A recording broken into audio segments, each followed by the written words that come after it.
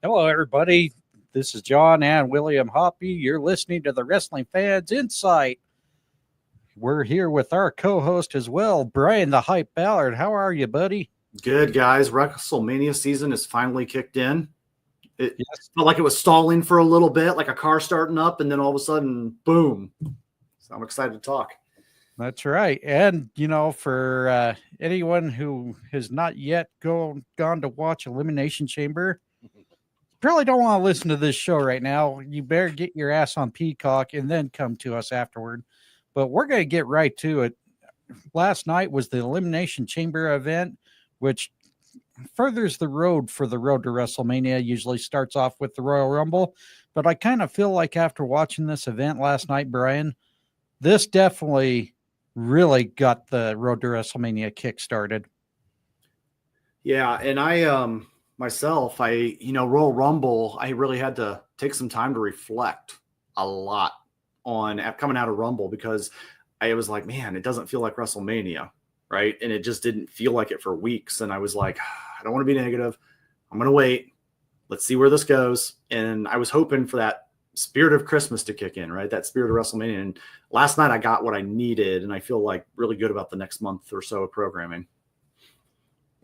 William, last night, I know you had a late night last night, but how did you feel this premium live event went? This by far has been my favorite Elimination Chamber that has ever taken place. That's just my opinion about it. Everything about it was entertaining. I was really pleasantly surprised with how many surprises they threw in there. And it just played well. And, to that point, lots of development in the storylines that we've been writing on for the last few months here has now come to light. And I think some of it, there's one particular one that is still developing because I think we're going to get a twofold on it. We'll discuss that a little more as we get to the first match, but even Stampede, Davey in our group chat even mentioned 3 of the 4 matches, which I actually have to agree were pretty lit for the premium live event. And, even though sometimes the premium live events can drag on just a little promo heavy, I feel WWE actually did a really great job with not oversaturating the storytelling, but also have the well-balanced in telling of the matches as well. Bryan, I know as a presentation person yourself, you can definitely appreciate what WWE did on this event. Yeah, it was nice because they realizing it now compared to Rumble. Rumble, they already know that people are going to watch, right? You're going to get the casuals watching. Elimination Chamber hasn't always been must-see TV, right? And, last night they made it must-see TV, right? They knew we would watch. They knew the people that are there all year round will watch. But those casual people, I had a gentleman today, it's a friend of mine, and I said, hey, did you catch it last night? Because you should. And he usually comes around for Mania season, right? And he goes, actually, I did, because he's seen people talking about it, and he went and watched it. So I was like, right there is proof that they had it well laid out. And I think back to last year's Elimination Chamber, and I have a hard time remembering anything important from that event. And there was a lot of importance last night in this event. And, going back the last few years, the Elimination Chamber kind of seemed lost in the fold. And I think Triple H and Dwayne "The Rock" Johnson did a really awesome job choreographing, making the Elimination Chamber now the important factor of going on with the road to WrestleMania. And really, this was something WWE really needed to revive because, as I mentioned, the last few years, I could have skipped Elimination Chamber because it was either too predictable. They set it up as a filler show in between. Right. Yes.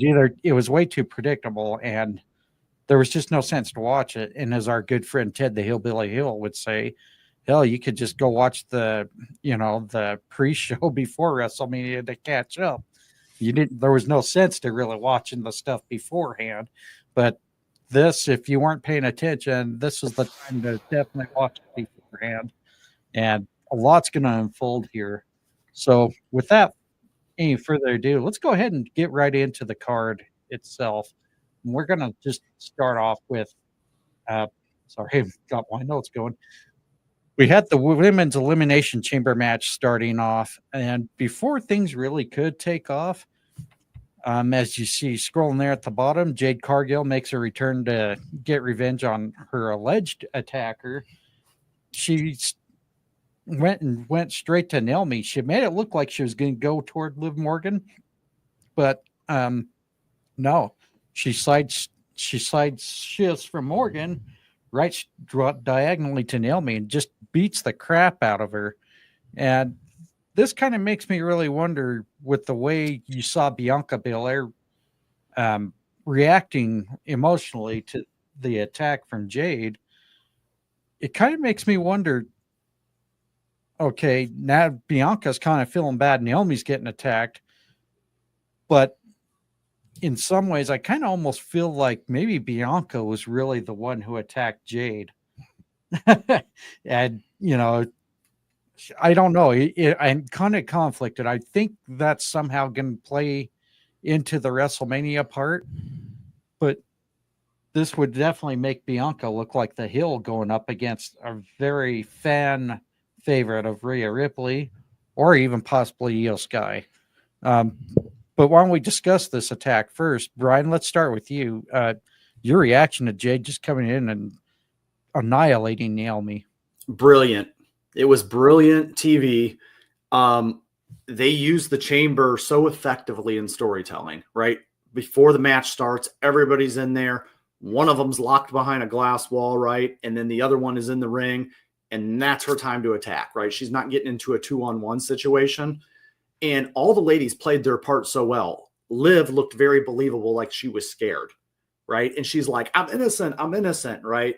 And then all of a sudden that veer off that you mentioned to Naomi, and the fact that Bianca couldn't do anything but sit there and just literally have to watch it, right? It was like getting mauled by a tiger, and you can't help your friend or throw some meat, to distract it or anything, right? So, and I was like, wow, this is so good.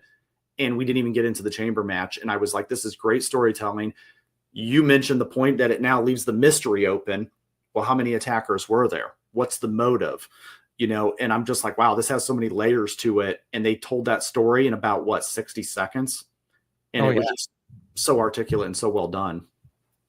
And, the funny part is when we saw the original start of this story, everybody kind of focused on that dreadful look from, well, not dreadful, but like a stone cold look reaction from Naomi. I can't remember if she was hugging Bailey or hugging Bianca at the time, but you saw that look like, oh yeah, I took the bitch out. However, you watch Naomi's reaction just before Jade started plummeting on her. It's almost in a way saying, well, wait a minute, maybe Naomi wasn't the attacker, which half the internet was saying should be, and the other half saying Jade was more than likely the attacker. William, what's your thoughts as far as seeing those types of reactions? Which reactions? You talking about the fan reactions, or mainly Naomi's reaction? No, Bryan really nailed this on the head. These women did such a great job in playing this whole thing out. My two biggest takeaways from this is, one, they chose the perfect timing before the match to leave everybody's brains just wrapped. And then, obviously, this just ended up being a killer match. Like, everybody did well on this card. Yeah. The other thing it did that it was very sneaky about is it made this match a lot faster than a typical chamber match, because they eliminated Naomi immediately, and it does take down some time from the match, which I thought was very sneaky by the programming of WWE to fit in other things in the program they wanted later without really calling to it. It was very into the story, and I love that. And the fact that, and this is where I say kind of a double take on, or a double plot twist. Yeah, Bianca couldn't do anything because she was locked in the cage, but it took out her other friend, which she didn't have to compete against. So, I mean, you look at that, it's like maybe this was Bianca's plan all along, was to maybe set Naomi up to get attacked. So it would be her time to shine and get that main event spot at WrestleMania. I was really happy with the fact that they did this for Jade, because that was kind of falling flat on its face before being, on the injured list. And it really just kind of helps her story. She's going to come back. She's going to get her revenge. And by the way, can I say how good Jade looked when she came in and just kicked ass? I mean, when she came in there and laid the attack on Naomi, she did a fantastic job. She moved around the ring a lot better than we've seen in the past. Yes, she definitely has worked on her craft for the in-ring performance, and we already knew she was good on the mic from her days in AEW. So I think as time grows, she's going to be one of the greatest female talent you have ever seen in the professional wrestling business. As long as she protects them knees, man. Yep. But anyways, as you also seen scrolling, Bianca Belair is the one who became victorious, defeating Liv Morgan as the final elimination in that match. As Will mentioned, all the ladies performed a hell of a performance in there. Bryan, did you have any spotlights to mention in that match? I was so into the opening with Jade, right? And then as we went through, I mean, Liv did a great job. When I was watching, I was like, Liv's Liv. She's so good, and she's evolved, and the layers have come back, and that Rhea Ripley feud really just helped made her into what she is. And she's still good even without that feud, and she's going to continue to be. But it was down to her and, of course, Bianca. And, I feel like the right person won. And this is going to give you potentially a Rhea Ripley versus Bianca matchup. I feel like this match could end up being at Mania a multi-woman match. I feel like you could have a fatal four-way, or there could be a lot of different things weaved in with Jade and Naomi, and there's a lot going on there. So, and I actually would welcome the idea if with the women's matches, there was one of them that was one-on-one, and if there was one that was a multi-woman match, just to give it some variety in Mania.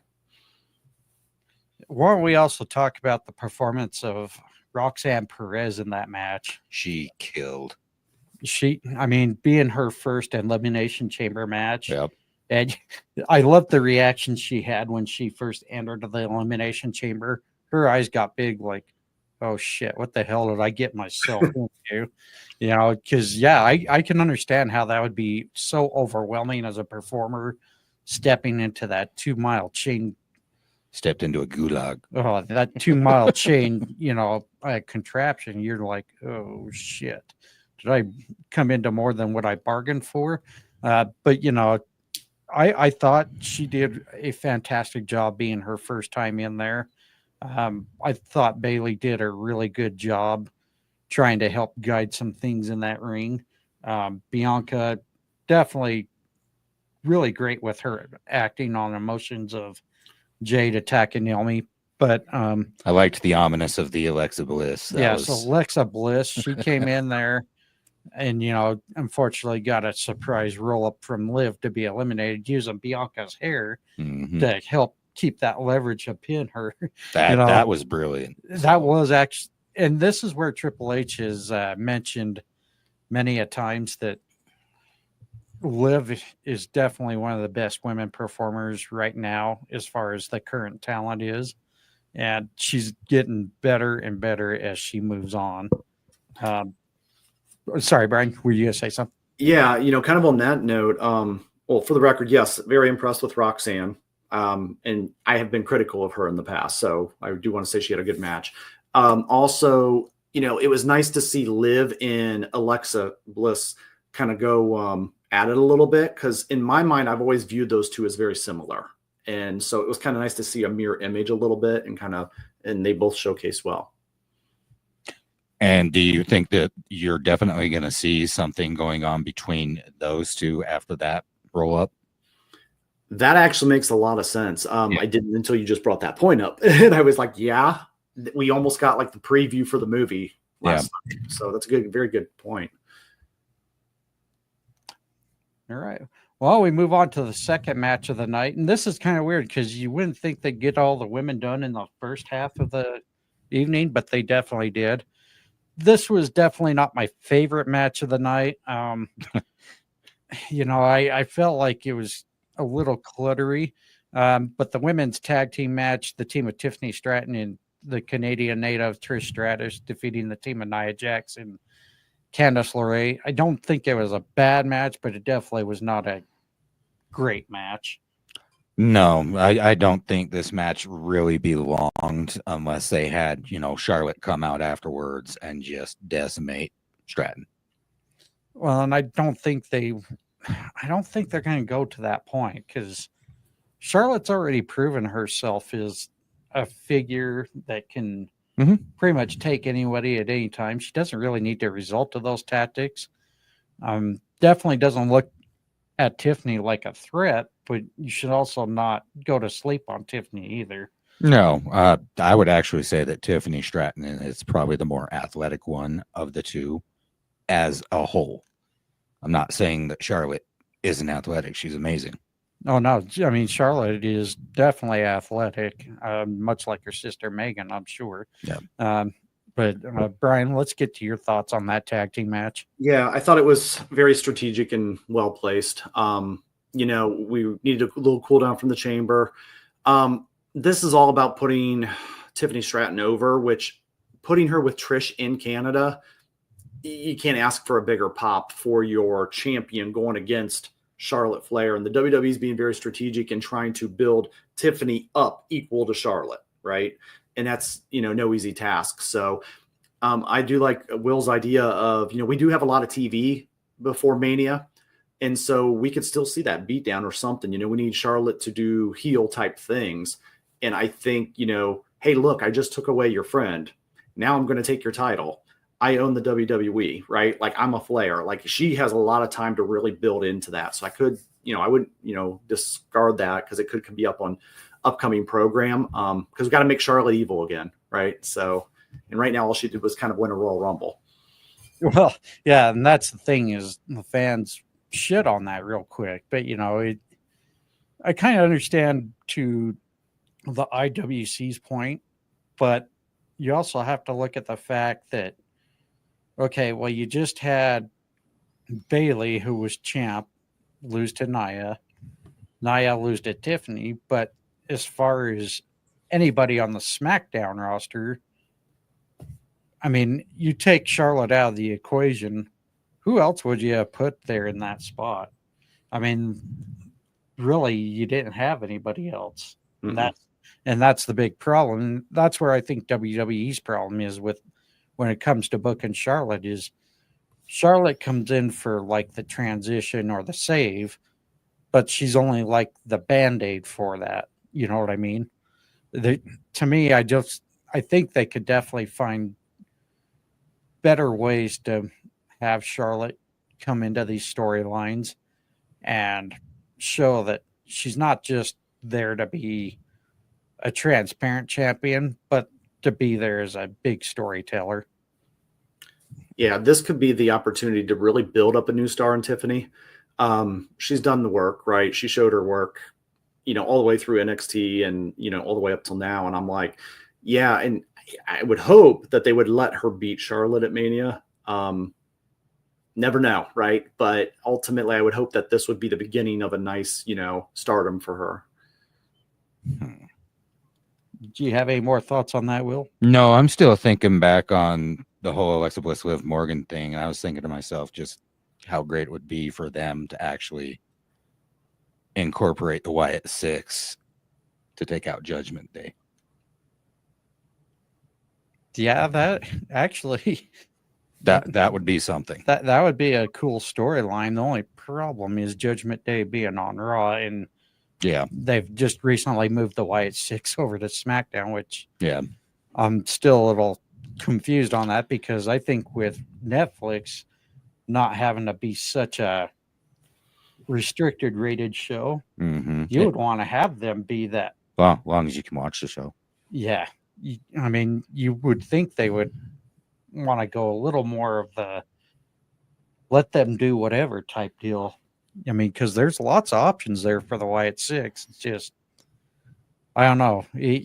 First, Netflix wouldn't let me watch Raw, and then for whatever reason, DirecTV would not let me watch NXT. Oh, man. I was irritated. Sounds like it's time to switch some program in there, man, or whoever you go through.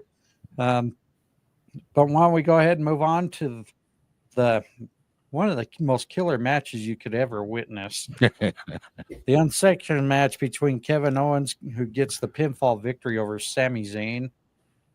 And then a little special surprise at the end. But discussing the part of the match, this one was total hardcore, unsanctioned, everything. This was everything that we had discussed last week about what it was going to be. Yeah, I mean, this one kind of told a different way of, Kevin turning on Sami and vice versa. This one got very brutal, and I'll tell you, they didn't stop to whatever level they could go to on it. Mm-mm. No, they probably should have exercised a little more caution, but they told a story.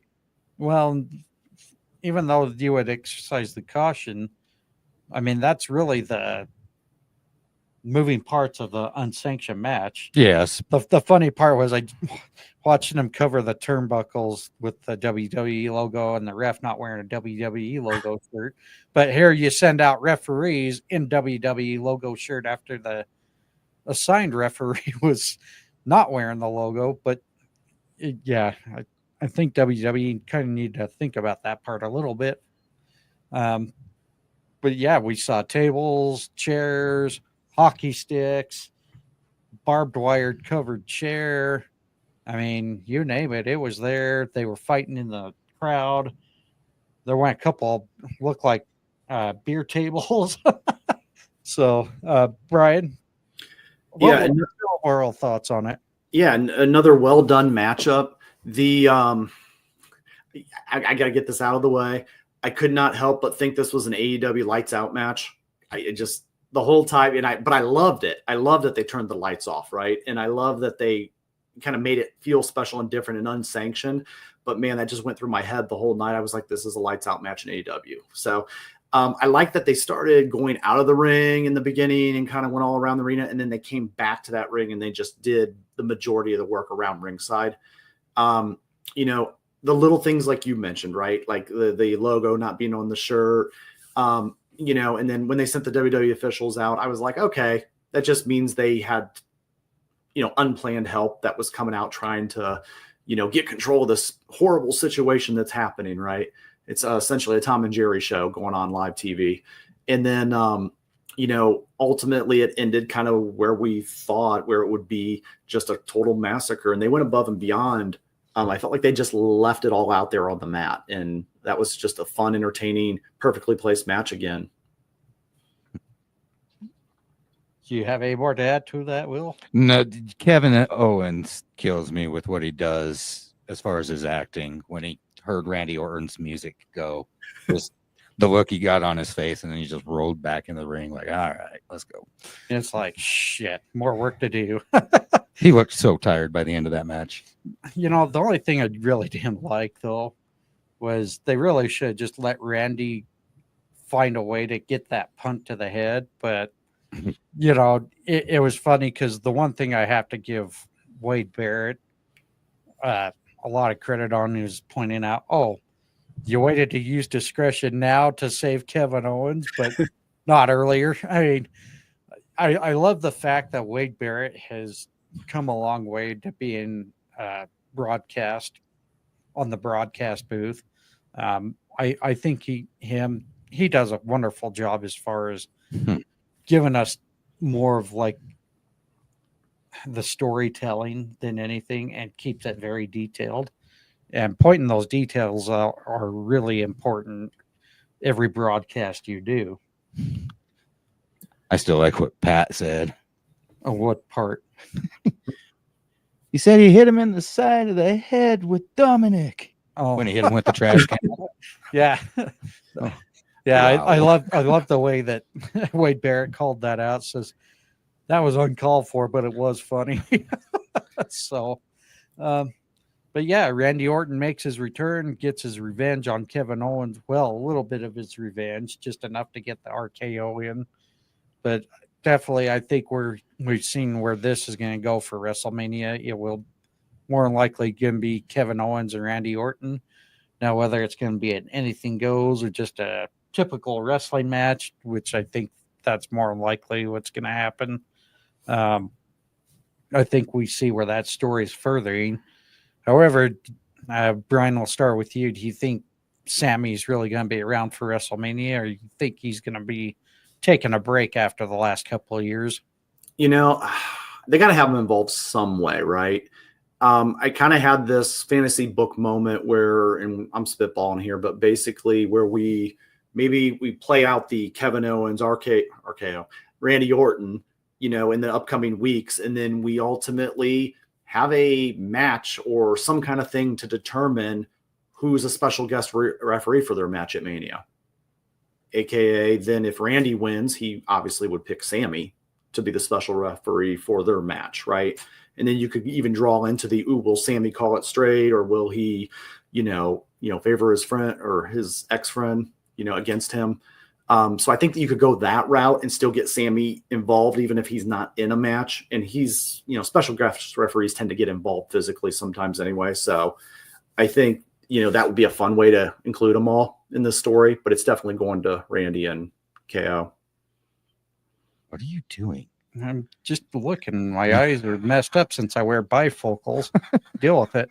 Anyways. You're the one who has to deal with it. Yeah, kiss my ass. Anyways, wouldn't be a nice little podcast here without brothers fighting or bickering. Right. So before we go any further, I do want to say we are a Sport Coin certified podcast here. Be sure to go check out the sportcoin.network. Go check out their website if you are into cryptocurrency. Also, we're a part of the Sage Dutton Network. Many people who do sports podcasts there as well. Football, baseball, hockey, wrestling, you name it, it's probably there. We're also part of the Fans of Pro Wrestling Network. Be sure to go check out our website there at thefansofprowrestling.com. You'll see our most featured recent streams, such as this. Also, a few from Brian's Tap Out Talk there. But you'll also check out our X Spaces there that's done by Carlos and Stampede. Be sure to go check them out on the X app every once in a while as you can.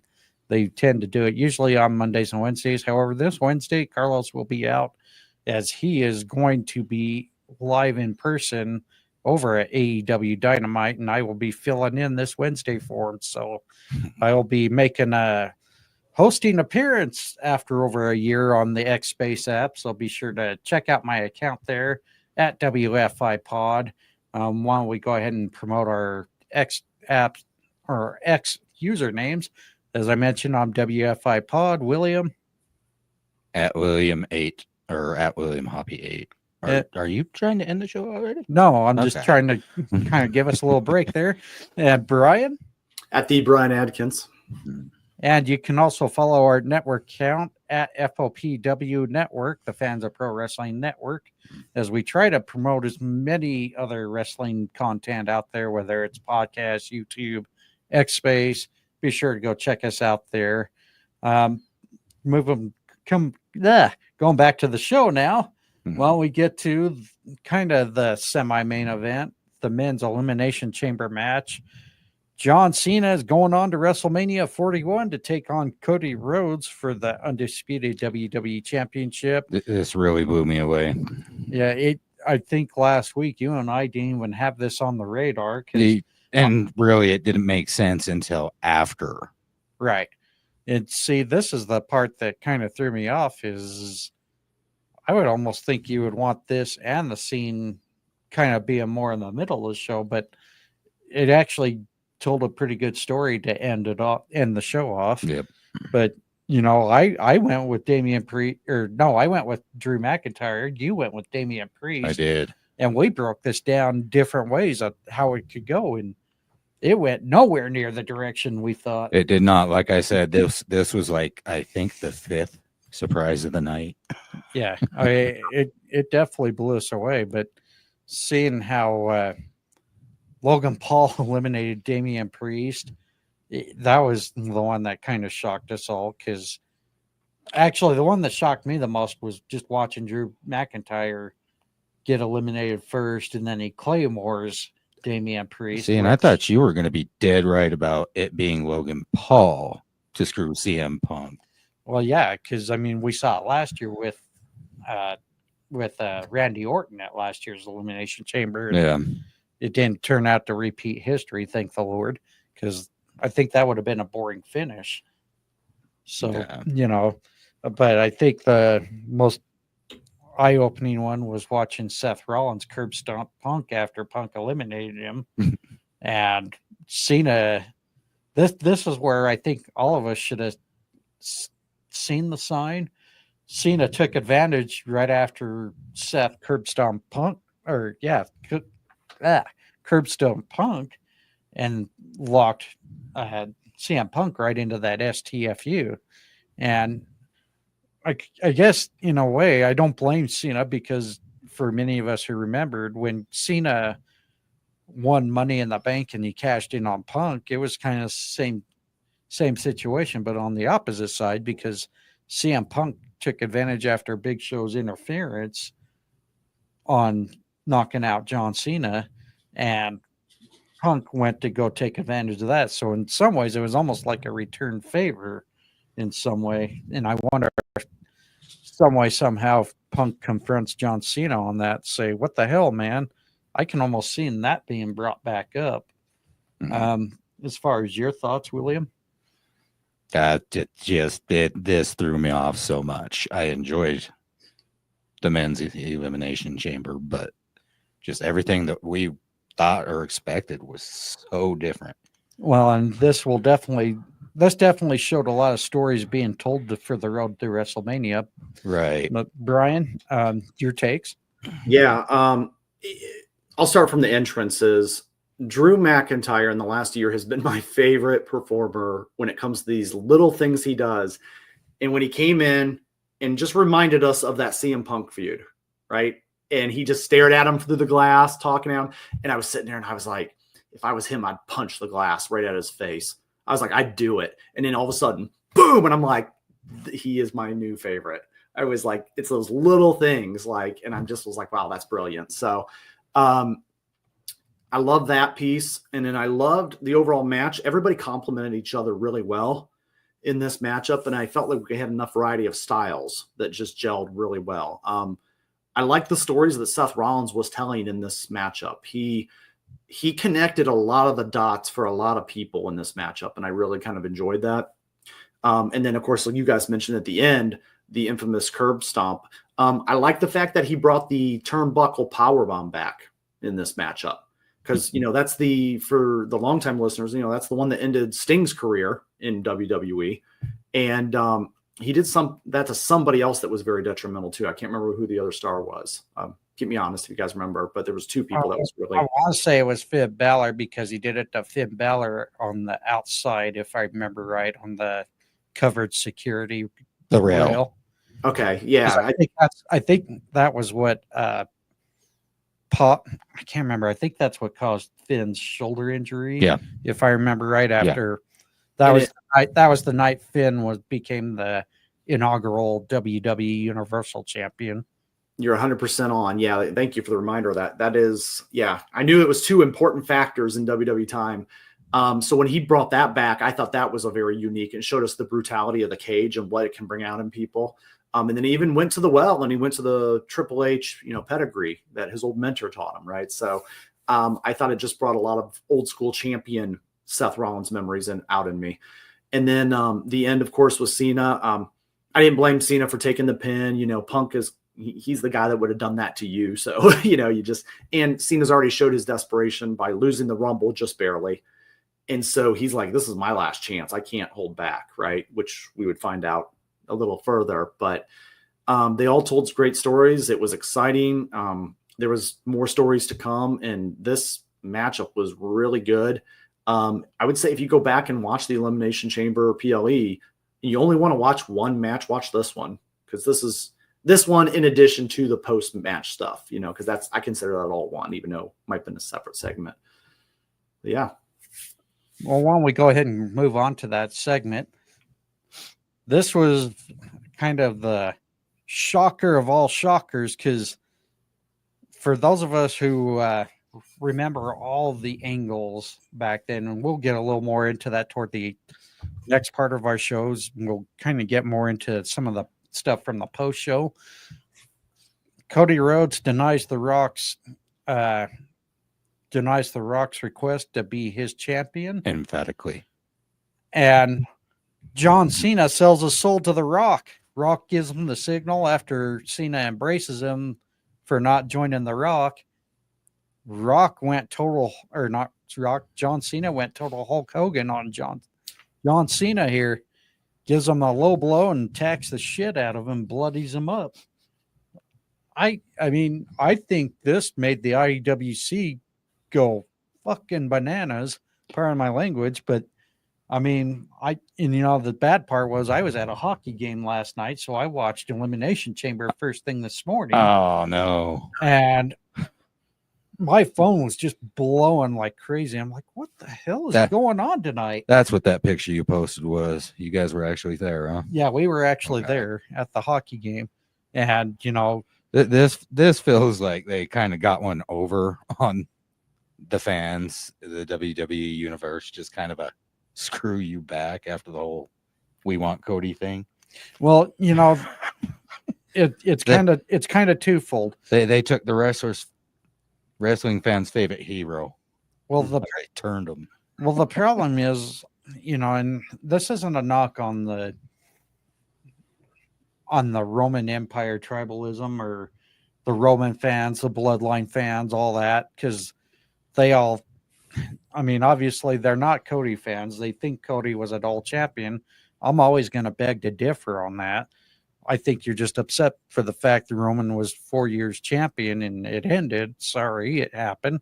But eventually stories do need to kind of change here. And eventually people need a break from a long run like that. Yeah. I mean, the thing of it is I don't think Cody's run's been bad. It's just you wanted to find something to be bad. It's typical IWC would do. But this was definitely something where I kept telling myself, why would you want to turn Cody heel when he's still in the top of the merchandise selling? You don't want to do that, because history be told, Stone Cold Steve Austin tried to do that and it backfired on him. And I think they didn't want to go that route to have it backfire on Cody. So what was the next best thing to do? Turn Cena heel. Yeah, he's on his way out the door. So, and that's what the IWC for many years wanted, was to turn Cena heel, because everyone's going to boo him anyway. Well, he started off a heel, didn't he? No, I think he did.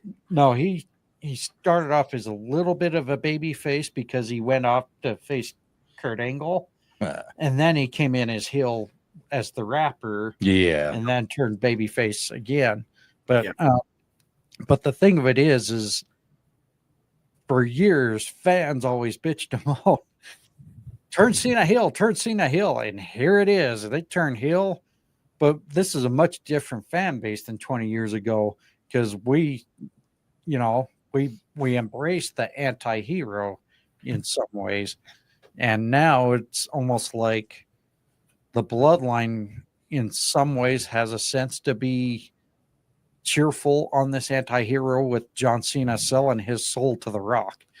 Bryan, I mean, there's a lot to tell here. I mean, you go back in the days where, the Horsemen turned on Dusty Rhodes, Hogan turned on WCW. I felt like we kind of got those two angles re-celebrated in one here. Yeah, they tapped into the nostalgia for the old school fans a little bit. I also, I did believe, and my pick was, that John Cena would win this, just because of the mere fact WrestleMania, Las Vegas, Cena and Rhodes is the biggest marketed match that you can have, right? And even in the casual fan, when they see the name Rhodes, you know, they're thinking immediately Dusty, and then they're like, oh, it's his son, right? And then Cena sells himself. And so I honestly just thought it was going to end up being a kind of a face versus face match, you know, a little bit like Warrior Hogan in WrestleMania 6, where, you know, you didn't know what side to pick. And so I was kind of thought it would be like a passing of the torch type thing. But the big question is can John break Flair's record and win 17 titles, right? And they just added a whole new spin on it. And it's very interesting to me because for the longest time, John didn't want to be heel ever because of his Make-A-Wish work, you know, from what I've heard, you know, and, you know, because I believe I heard a story a long time ago where him and Vince kind of went back and forth, and Vince wanted him to do it. And then I guess John said, well, you know, I really like the Make-A-Wish thing, and, you know, with the kids. And I guess Vince just said, no, you're going to use sick kids now I got to agree with you, you know? And so it kind of squashed any little heel. But I mean, yeah, it's going to be interesting for the next year. It's going to be interesting to see if this works. It's kind of genius in this fact that it makes it believable that he could, with some extra shenanigans, right, maybe get his 17th title. And does Cody's story end right there as champion, or is Cody able to persevere against another almost unbeatable opponent, right? So that would be 2 WrestleManias, well, 3 in a row, because he did Roman the last 2 years, right? And he didn't overcome Roman the first, then he overcome them that big mountain last year. This is almost another big mountain for Cody to climb and achieve. And I could see the WWE giving that to him, right? And saying, hey, Cody, you just overcame all these great accolades a few years in a row. And I mean, maybe it's the final boss time next year for Cody, or maybe it's SummerSlam, or, you know, so there's so many ways to go with it. You could go with Cody ending it, or you could go with Cody keeping it. Do you want to add any more to that? No. Okay. Yeah. I mean, you've made a lot of great points there. And again, like I said, it's amazing how much this has blown up the world.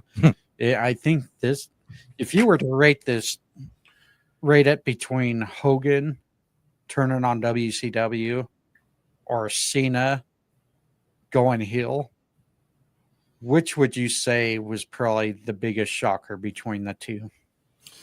For me, I'm trying to take the freshness out of it because it's so easy to jump to this, right? For me, it was the Hogan one because it was so unthinkable. And maybe it was because I was younger and more naive, but I was like, well, who's the third man? Who's the third man, right? And it just threw me off. And then all of a sudden, my mind was blown. And it turned into a whole other world of the NWO. We don't know where this is going to turn into yet. So I'm going to say Hogan's for now. But I do want to see what comes out of it. And we could get something even bigger than we don't realize. Yeah. What do you guys think on it? I think this definitely turned the IWC community upside down, and it's going to give them a lot to talk about for probably the remainder of this year until Cena retires, and even longer. However, it's going to be interesting if there is somebody that does somehow make it to.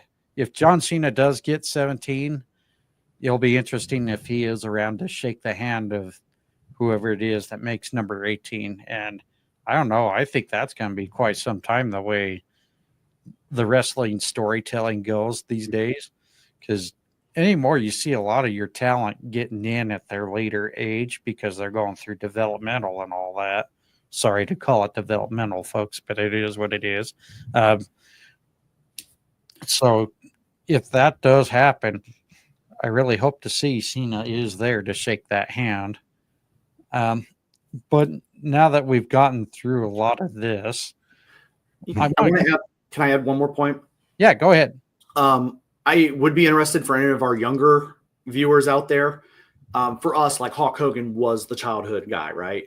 And so I'd be interested to see if this had that same impact for those younger audiences where John Cena was their childhood hero. And is that equal to the Hogan turn in that sense? Because it's their hero, right? It wasn't really our childhood hero. And so I would be interested if you guys want to leave it in the comments below, if anybody's listening, definitely do that. But I would be curious to see what the younger audience thinks of that. And also, again, don't be afraid to even come to us in our DMs or check us out on the X app. Again, why don't we go ahead and give our aliases out? I'm at WFI Pod, and over at the Fans of Pro Wrestling Network, FOPW Network. William's not on there much, but you can catch him, William Hoppy 8 and Bryan. I'll respond in a month. And that's not a laughing matter. That's probably really true. Yeah. And Bryan, your X handle again? Yep, at the Bryan Adkins, and definitely throw it out there to any of us or even our network we have over there. Yep. And why don't we get more into the post show, because I found 4 questions a little bit something worth talking about. Some of them were actually questions, and I had to say this post show definitely had a lot better questions than what we've seen in the past, because sometimes I think the questions that get asked are a little bit out of bounds. And, I know the media scrums, they always will say, well, we're just doing our jobs. Well, yeah, but to some degree, you should know they're not going to answer something. So let's move to a question they're going to answer. But I'd like to kind of start off with some of the things Triple H was asked and answered. And these may be a little bit lengthy clips. I'm sorry, but I kind of like to have the detailed answer too. They did get edited to some degree. But why don't we go to, I believe this was either the first bit or the second bit in the questioning. So let's go ahead and take a listen. Chamat Kosandu for Screen Off Script. You're all about telling stories, Triple H, and that final segment had an F-bomb from Cody, had a heel turn from Cena. It was violent, it was bloody, and it was fantastic. And it really lit a massive fuse for WrestleMania. What I'd like to know is, could you just provide some insight into what this entire creative process was like for you, the individuals involved, what was the genesis for this segment, and how you finally think that everything landed tonight? Like everything we do, I'm a really big proponent of collaboration. I want all the ideas. I want to throw them all out on the table. I want us to all look at all of them and then begin to have conversations around, like, what is the best thing? And then start to think of, okay, so out of those things, how can we tear those up and, I don't know, blow them up and go in a completely different direction that nobody will see? It's hard sometimes to think of what nobody sees because nobody sees it, right? Like, and that includes you when you're doing it. And it's, at some point in time, little germs of ideas come in, and what if, oh my God, what if, right? And it just begins to percolate. I'm fortunate in this time frame that I have some of the great minds to work with, right? Like, Dwayne and I have been working together for, I don't know, like almost 30 years in some manner, right? Like here, anyways, right? And he's always been an epic storyteller. He's always been an epic guy to get outside of the box and, like, let's do something different. And how can we blow this up and change expectations? How can we make this something that no one's ever seen before? It's really easy to go like, oh, let's do that. I saw this once. Let's do this angle. Let's do that, right? That's easy. Going into uncharted waters, trying things out that's never been done before or done in a different way, things that people won't see coming. That's a lot different, and that's a lot more challenging. So you need everybody's ideas and thought processes. So it starts with a bunch of people coming up with great ideas to try to entertain our fans and lead them in a direction, and then jerk them into the other direction when they don't see it coming, if we can do that. And people are pretty savvy, right? So they're tuned into a lot of the stuff we do, and they sense things coming, and it's why we get so upset when we see spoilers and things leak. And believe me, half of the things that are spoilers and that leak are wrong, but like when you do get the ones that are out there where you're like, like it drives you nuts. The one thing about tonight that I loved, absolutely loved, is it was nowhere. Because nobody knew. Like, no, when I say nobody knew here, like nobody. Right before the finish of the Elimination Chamber, I had to say to the truck, everybody lay out, I have all traffic on where we go next, because nobody knew what was coming, right? It was very, very tight circle of people, because we're just trying to entertain people and doing it in a way that is amazing and next level and things they don't see coming. And just, I hate when people go to see the movie and then they have to tell everybody that they know what the finish of that movie is. Like, just let me watch it. Don't tell me. Like, I don't, like, geez, so where does it start? It starts with a group of people that just love this. It's in Rock's blood. He doesn't manufacture those goosebumps when he comes out. That's him. And I really loved the way Hunter answered that question. Paul Levesque, for those who don't know Hunter's real name. Bryan, your reaction to Hunter's answering on that? Yeah, and thank you for pulling those recordings, because I know that's a lot of work. So shout out to John there. But or if you did some of that too, that's shout out to you. But he's like, nope, not me. So man, Triple H, he's good, isn't he? Like, yeah, he knows how to answer a question. And the reporter, member of the press, they were asking a question that was very storyline based, and he gave them a process based answer, which is perfectly fine, right? Because that's why people watch these, media conferences, because they want to see behind the curtain a little, and we live in that age. And I felt like we got a peek behind the curtain. I feel like he definitely showed, when something is super important, he's going to work very hard to keep that, close to the chest. And it's really, and I'm going to use the cliche here, it is best for business, because there was so much we've gotten reaction wise. And the way he answered that question, but he gave us a little bit of the process, but he wasn't telling you, well, I told only this person.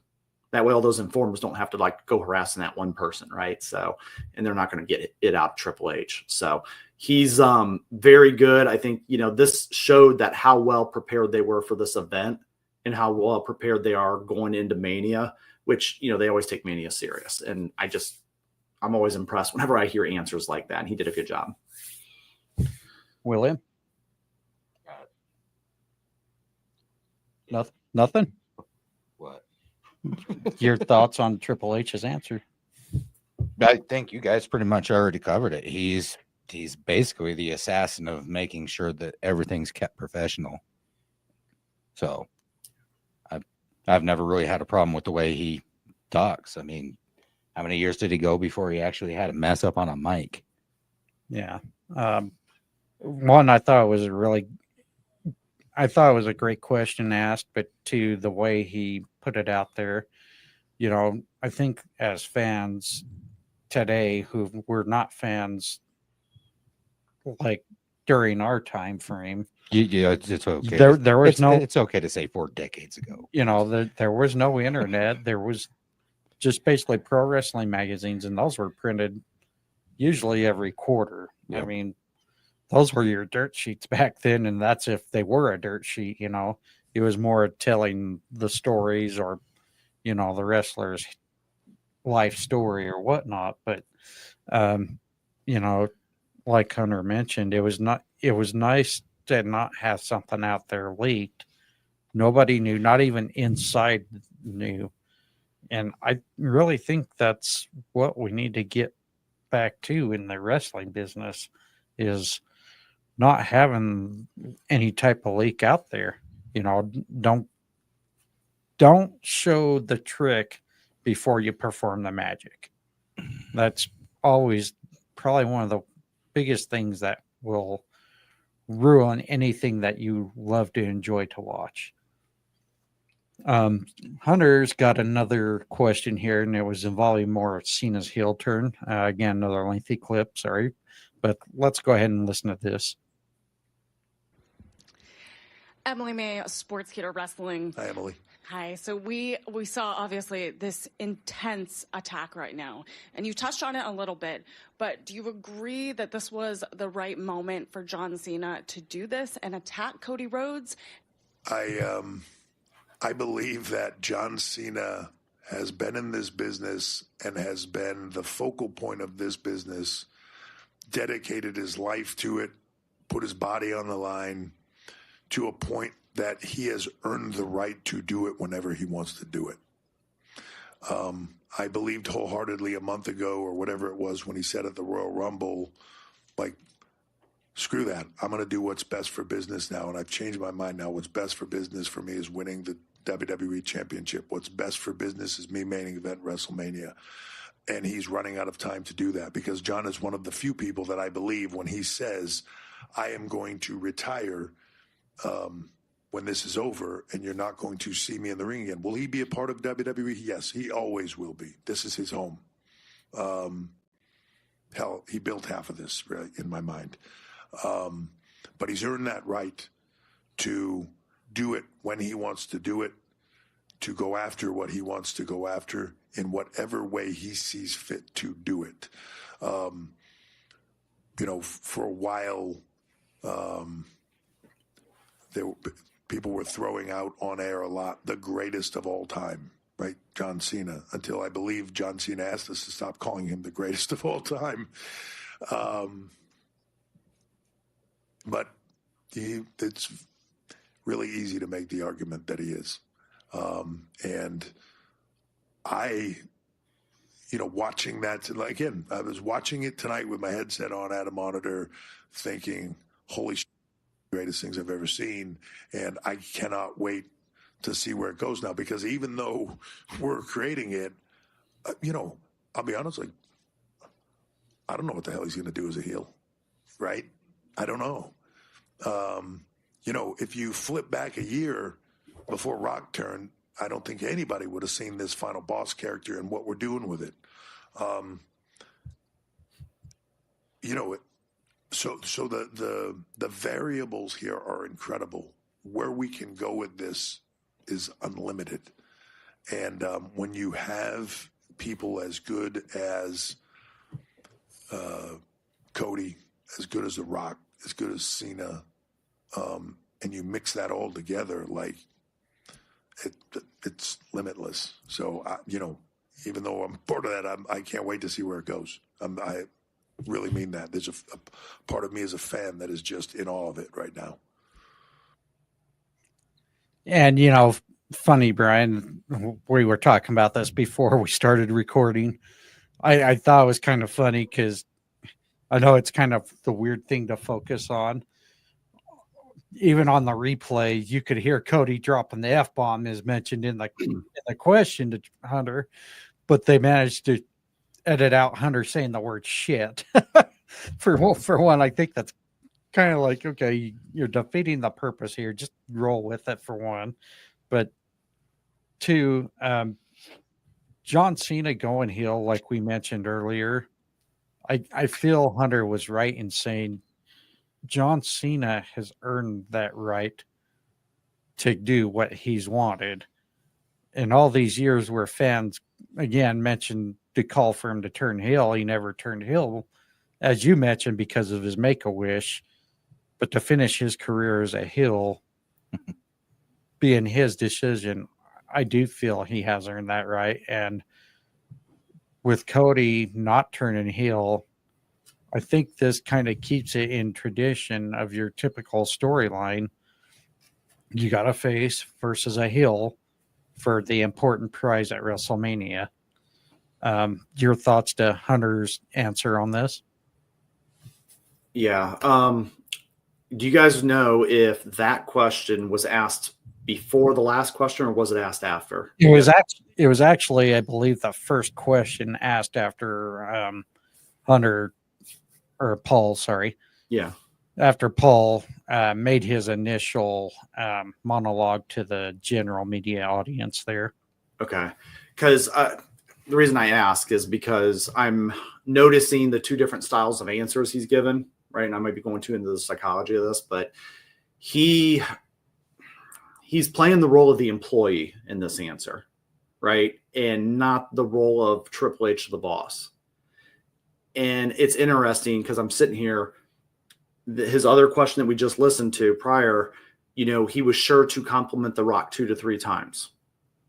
Compliment, AKA the corporate boss, right? So he's playing like the employee role. And then in this answer, he's saying, oh, well, I don't know. And he's giving them a very safe answer of, I trust that, their work is good, right? And it's interesting because it's planting a little seed that he works for them, which could even go further of why John was Cody and them were uncensored during the Rock segment, right?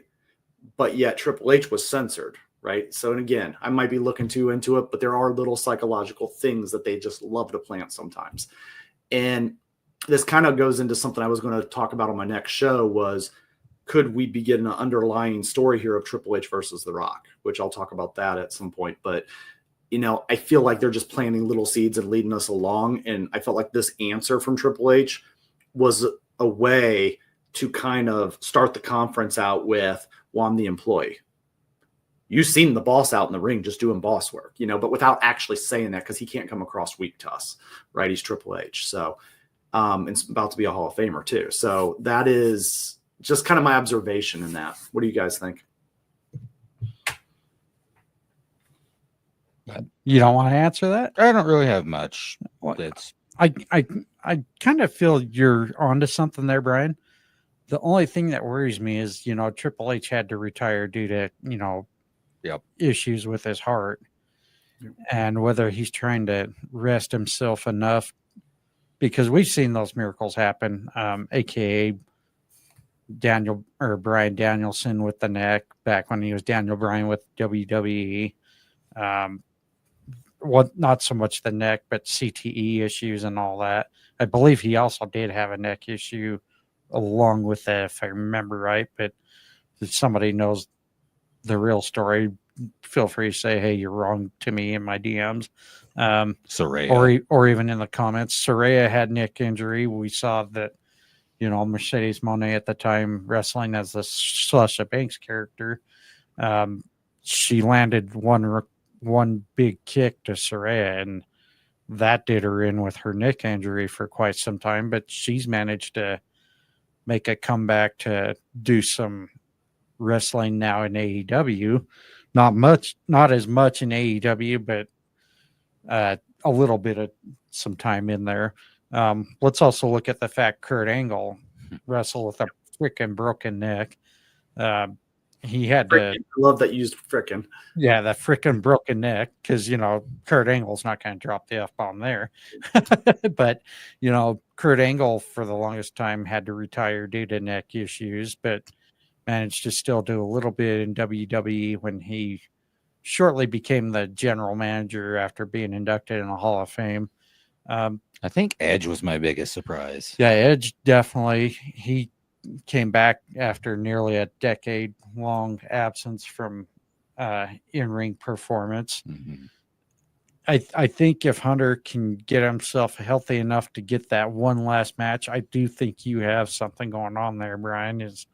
I do think possibly we could see where the storyline, like you mentioned, Hunter was answering as the employee, but not his character.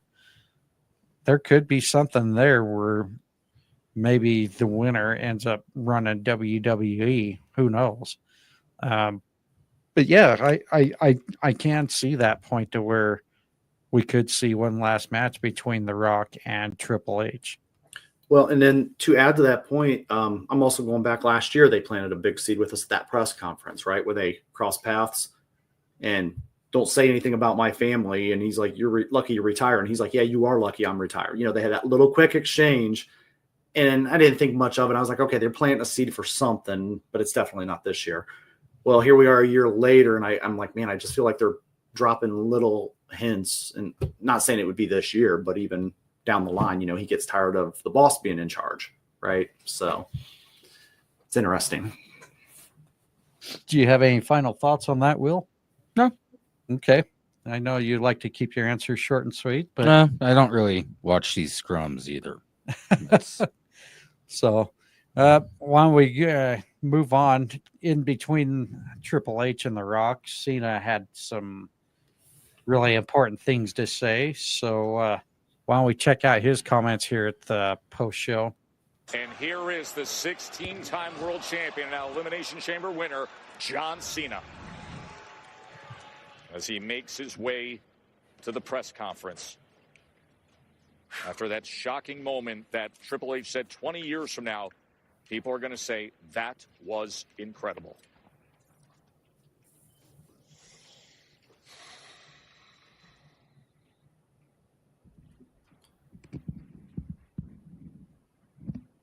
The narrator sounds like Madison Square Garden, just saying. Drop and walk out.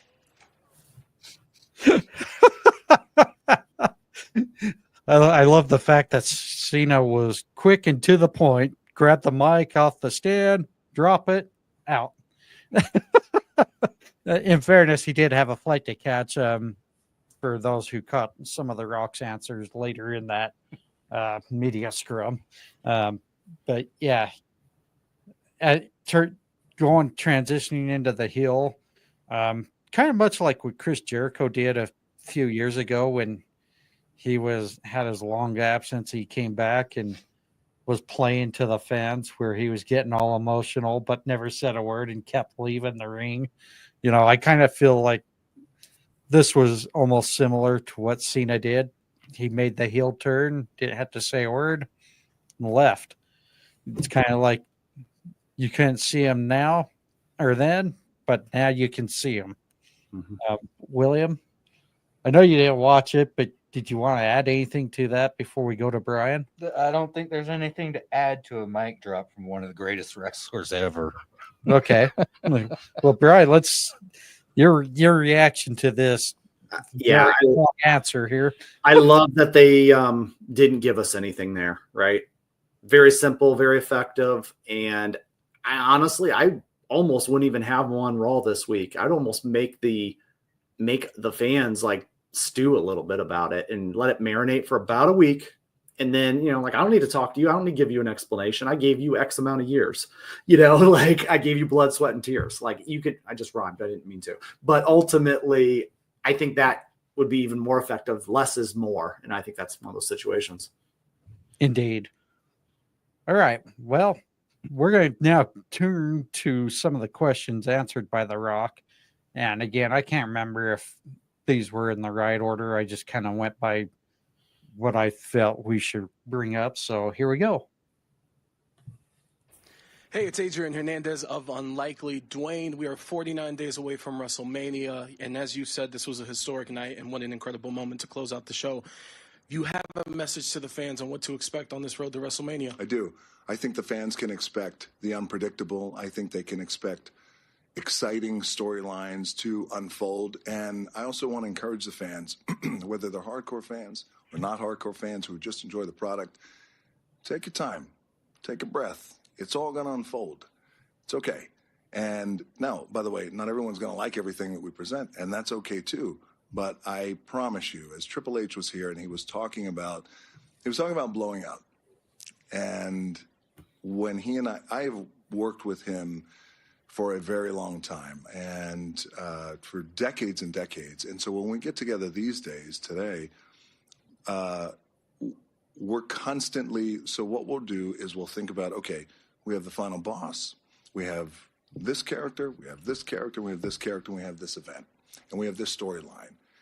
Let's start with the thing that's coming up next, but then let's push ourselves to 8 months from now, 6 months from now, and let's see where we go. So the reason why I share that with you is because what we often do, and that's the fun part about Triple H and I getting together, is we'll take something and take an idea, and it sounds good. Hey, this sounds good. I think we're going to do this tonight, or let's do this at the up-and-coming PLE. And then we'll go, you know what? Blow it up, throw it away. Let's figure out something better.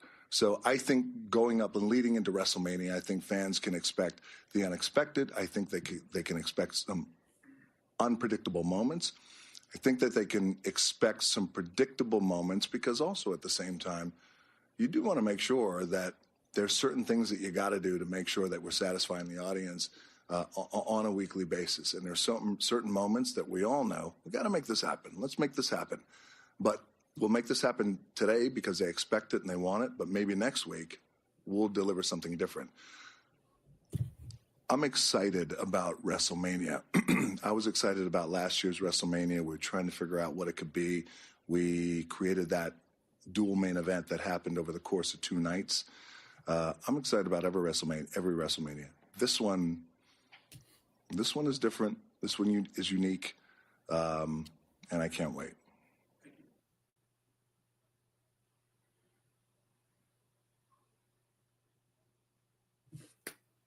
I guess it would help if I unmute my mic. Sorry, folks. So again, like Bryan mentioned, is Paul Levesque answered his questions. It was like the employee, but not the Triple H character. The Rock, similar here, answering as like an employee or running the show, not in his typical character fashion. Again, I know this is probably going to make the IWC blow up because they all think there's this heat between The Rock and Hunter, which I don't think there truly ever was, but they do play it well in kayfabe.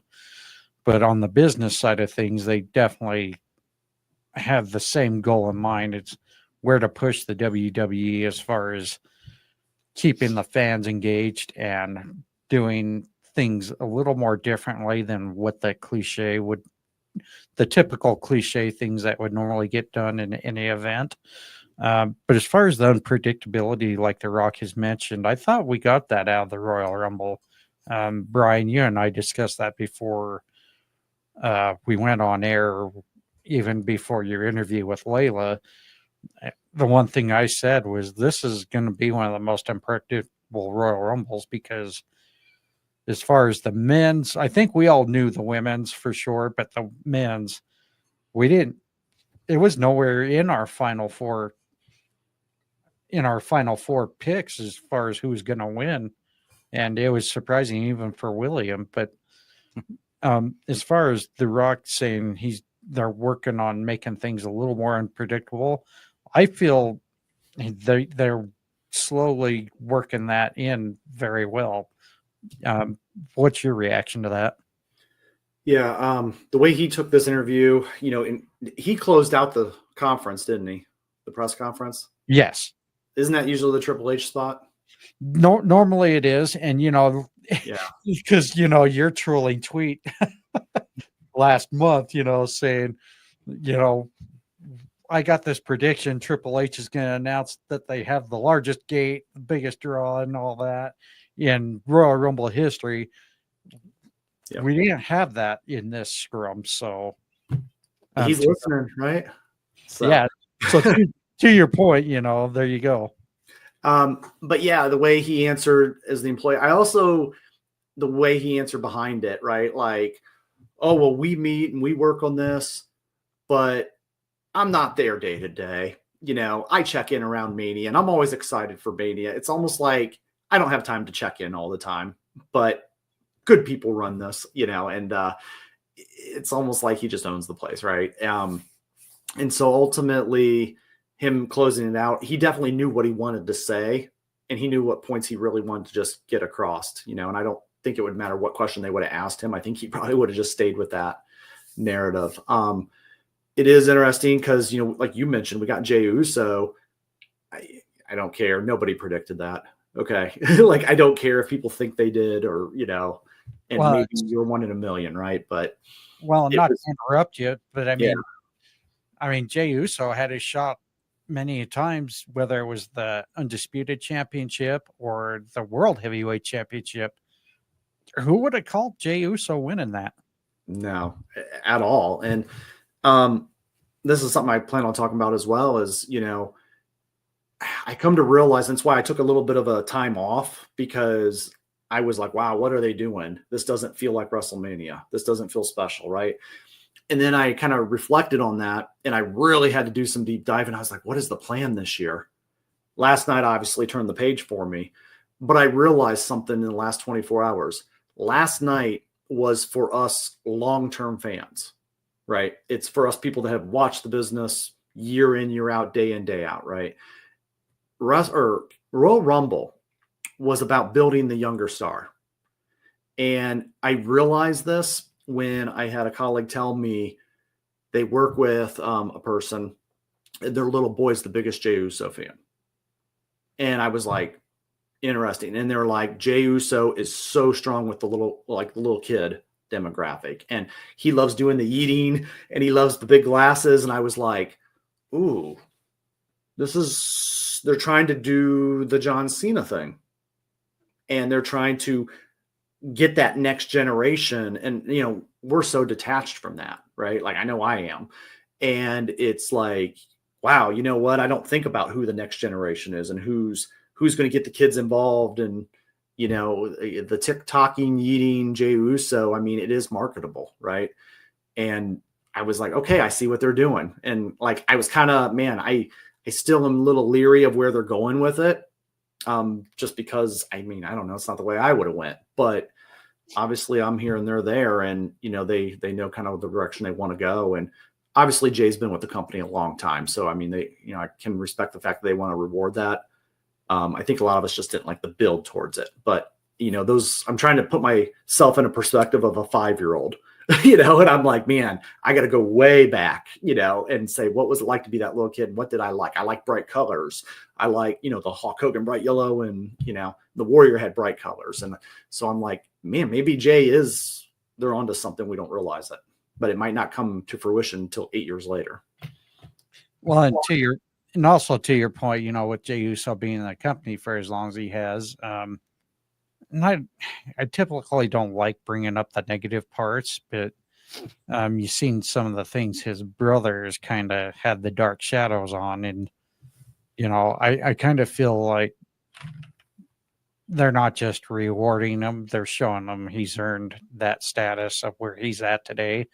I know our good friend Stampede calls him the walking catchphrase, but I get why he says that, but I think to some point he's also he has worked his way there. I just hope they don't, if they do decide to put the championship on Jay, they don't flop it. And that's going to be the hardest part right there. We've all mentioned before in the last 2 or 3 years, you and I have been doing podcasting or presentation, is the hardest part with giving someone a championship is how you book them. And look what they did with Bayley last year. I'm the biggest Bayley fan, and I was really disappointed at how that reign went. I'm sure she doesn't feel the same way, but for me as a fan, it kind of blew me away how they could have made that reign a little more special, and they kind of dropped the ball, in my opinion. Before we go on to the next answer of the questions here, Will, did you want to add anything to this, or are you good? I'm good. Okay. So let me ask you guys this. Would you yeet if you had a 5-year-old kid? Would you yeet with them? Oh, yeah. I was just, right. Yeah. And not to expose my friends here. I actually, and Will's met him too. We actually have a very dear friend. His name's Devin. He's special needs. But he's one of those kids that, he doesn't understand how the business works like we do, how we talk about in depth and all that. He just he's a loving fan. Yeah, he's a true wrestling fan that thinks all of this is pretty much real, and there's nothing wrong with that. And I'm actually gonna spoil it. There is a part of me that, or not a part of me, but there is plans for me to do kind of a different type of podcast with him, or different show. That will be in the works here later in the year, because he's gonna love that. Yeah, I think it's always good to kind of get the wrestling fans out there to show their fandom, and Devin is one of those kids I would love to get out there. He might have been the best part of us enjoying that cruise. Yeah, the Chris Jericho cruise. He had such a ball watching how excited he was to see talent everywhere and anywhere on that ship. He was just like a kid at Christmas. And it's things like that I enjoy, especially being in an IWC, is where as long as people are enjoying their fandom, that's what brings me to joy to watch this, and to also kind of further try to get myself out there to talk with other wrestling fans too. If you're enjoying this, go out there, have the time of your life. We only have one shot at life, and this is the way to enjoy it. Yeah, I killed 3 bucket list items going on that cruise. Yeah, you went on a cruise. You got to went on a cruise, got to see the Dominican Republic, and made it to a Jericho cruise. Yep. All right. So without any further ado, let's go ahead and get into the last question here. This kind of in some ways ties in with Hunter, with the leaking and with leaks on the internet and all that, but it's kind of a different formed question that would kind of tie in with it, but let's go ahead and get to it. It was an amazing moment. And, we as entertainers, whether in pro wrestling or whether in film or television or whatever it is that you do, you really live for moments like that where you can hopefully create something that could be very compelling and moving for the audience and take tonight 38,000 strong here in Toronto. And what we have collectively thought about and talked about in the back before and certainly after this moment is no one knew really what was going to happen. Maybe a few called it, but for the most part, I thought the moment was incredible. And I personally love that. And I've been around the block in terms of being a pro wrestler and I grew up in this business. So I love this business. And what I felt tonight, and I've been a part of some really phenomenal professional wrestling angles.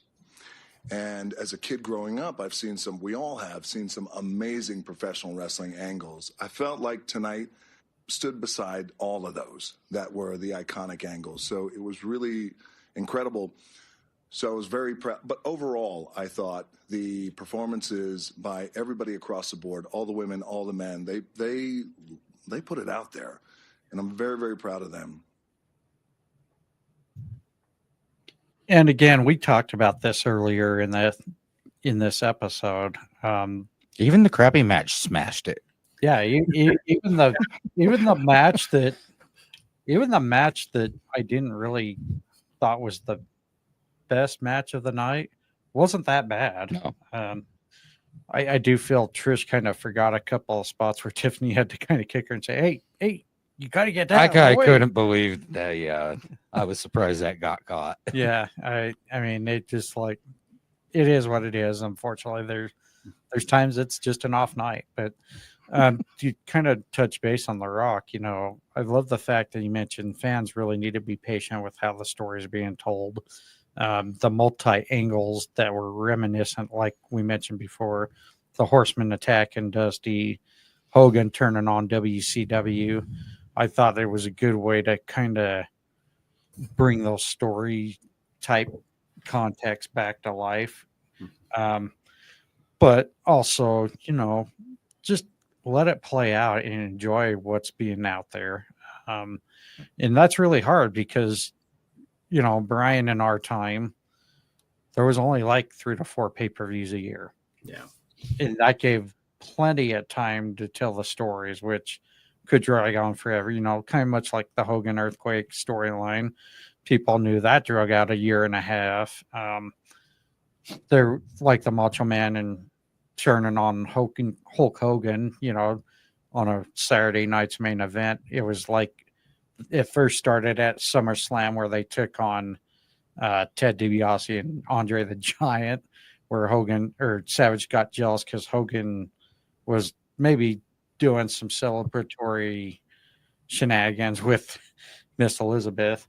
But again, to the iconic storylines The Rock has mentioned, I think they definitely played out well for the finish of the Elimination Chamber. Yeah, I want to echo, what you said. The job's a lot tougher nowadays, right? There's a lot more content, weekly content, multiple hours. It's even hard for us to keep up as fans sometimes. But ultimately, it was a good card. I mean, it was a good match to your guys' point. And, you know, I want to ask you guys this. I mean, if you would have asked me a year ago, oh, they're only going to do 4 matches a night on a pay-per-view or PLE card, I would have been in an uproar. And I've been like, that is the worst business. You're not giving people a lot of great value. But man, somehow I still don't know how they're going to keep doing that, but they're really giving us a lot of good value, right? And the Royal Rumble's easy to do that on because those are 2-hour-long matches, right? But they somehow, I didn't feel ever drained watching this last night. I didn't feel like it was a long stretch. And I'm like, man, they only gave us 4 matches, and I'm perfectly okay with it. And I'm weirded out by that personally. How you guys feel? 4 matches a card, is that still acceptable in the day and age? Well, and you know, back in the day, I would have said no, but we also don't know what all the fans got this entire time for the PLE that were in attendance either. As our teammate Carlos would mention, he would have a hard time dealing with it because you're spending a lot of money to go to the event, but you're not getting as much wrestling as like you would, like, say, at an independent promotion, AEW, TNA, New Japan Pro Wrestling, yada, yada, yada, yada. The list can go on. But you also have to look at the fact that WWE and AEW, it's like comparing apples to oranges. They're not the same product. You have to realize WWE, and this was mentioned by Michael Cole in an interview before, and people, it was mixed reactions because people go, well, this is wrestling. Michael Cole said, no, we haven't been pro wrestling for quite some time. And Michael Cole's right. I mean, Vince McMahon has said it too when Ted Turner called him and said, hey, I'm in the pro wrestling business. And Vince said, well, that's good, Ted. I'm not in the pro wrestling business. I'm in the sports entertainment business. Many people go, it's the same thing. Well, no, it's not. It's not. It really isn't. And it hasn't been for quite some time. Is there storytelling to matches? Yes. But WWE kind of tends to go more in depth with the storytelling than something like, you know, back in the day, Jim Crockett Promotions, WCW, and today AEW. You can't compare the product. They're not the same. Eric Bischoff will even tell you the same thing. And as much as he despises watching AEW, he'll even tell you it's not the same product. I think the problem is fans wanted the alternative. AEW became the alternative, but they were upset because it wasn't a WWE light. Well, Tony Khan didn't build the business to become a WWE light. He got in the business for pro wrestling. And I think really Tony Khan gets a lot of unnecessary hate toward him because he is an alternative in a similar industry. Is he there for cinema? No, but he's there for the pro wrestling fan. And guys like us who enjoy both products, we kind of take a step back and look at it that way. The problem is the younger generation, if they would have never handled the Monday Night Wars they would have went ballistic like they do now. But you know, the thing of it is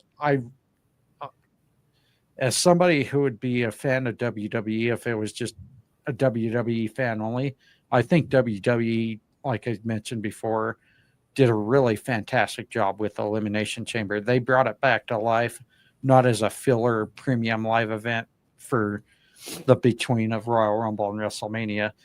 And to be honest, I went and felt like I was cheated of the programming.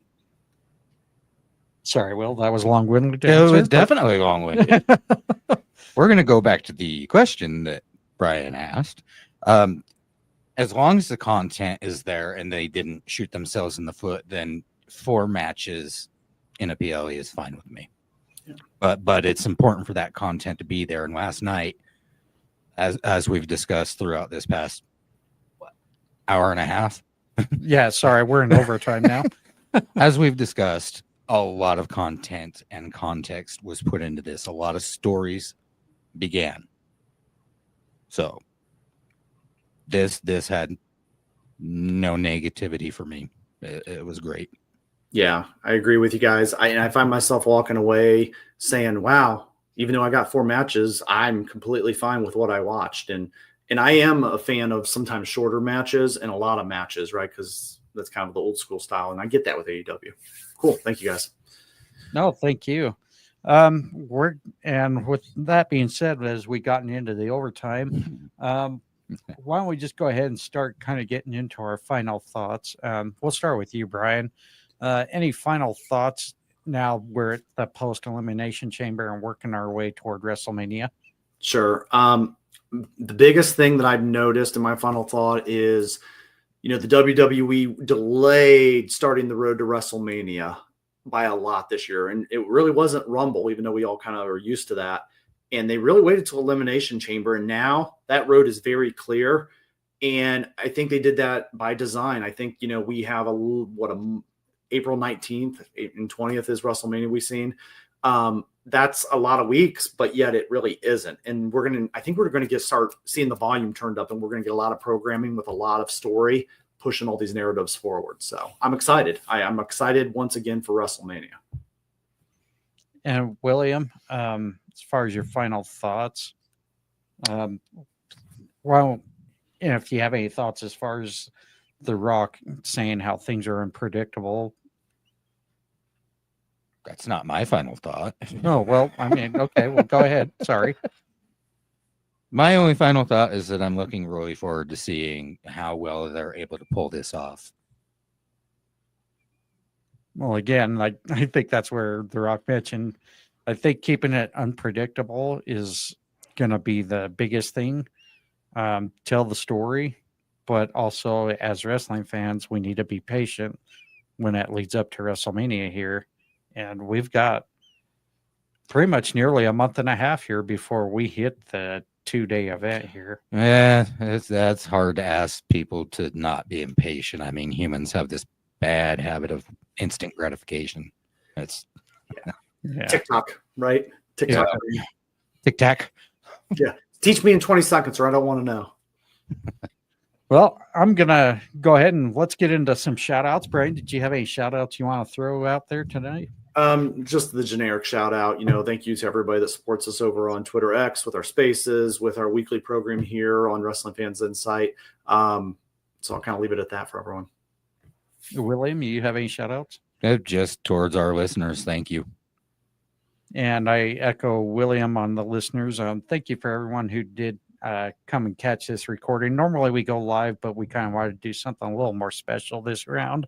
Plus, I've been working on my graphics, as you can kind of see here. Been spending some time trying to change some things up, get away from just keeping the same thing week to week. Also want to give a big shout out to Sage Alvarez and Saged Up Network, as we're a part of that community, as well as the Sport Coin Network. If you're into cryptocurrency, be sure to go check out his account at SportCoin1 on the X app. He can give you some details on how to possibly join the Sport Coin group there. He's got the network going. Check out his X app again, or his X handle again, his X account, and he's got his website on there. There's lots of content from football, basketball, baseball, pro wrestling, even some things I believe that aren't even sport, some that are fantasy sport related.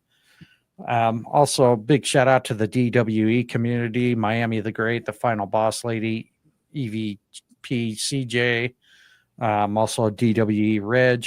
Thank you for always coming into our community and promoting our shows and X Spaces as well.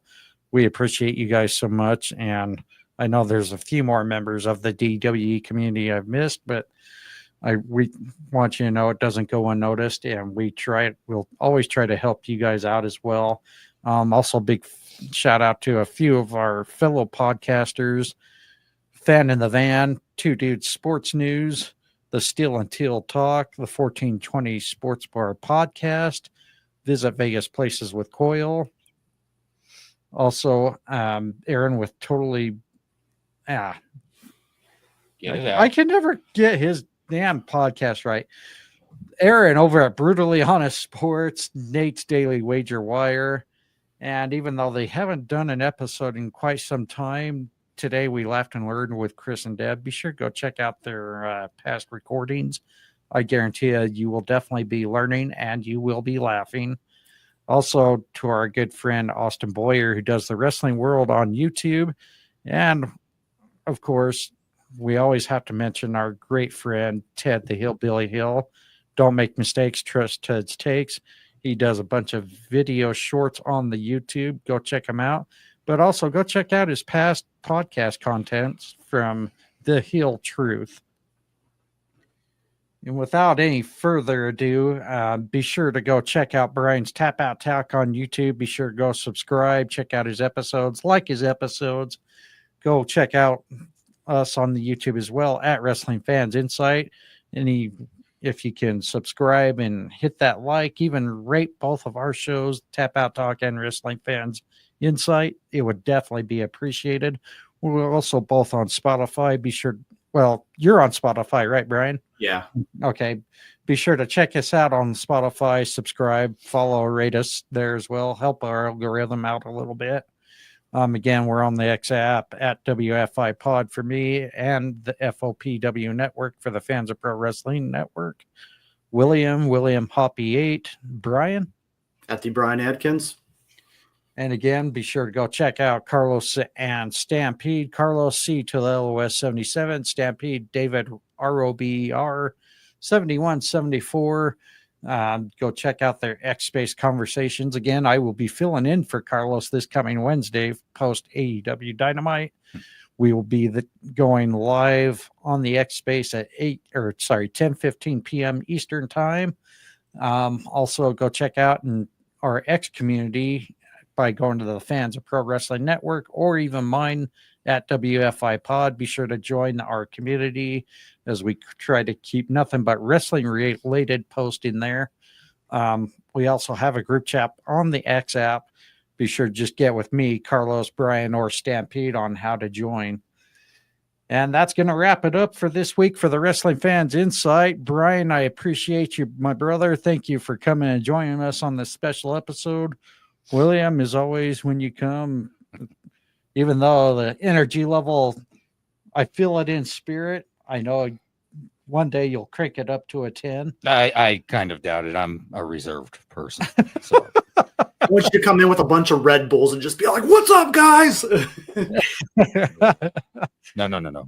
Mojo Raleigh. That's right. That's right. Stay hyped.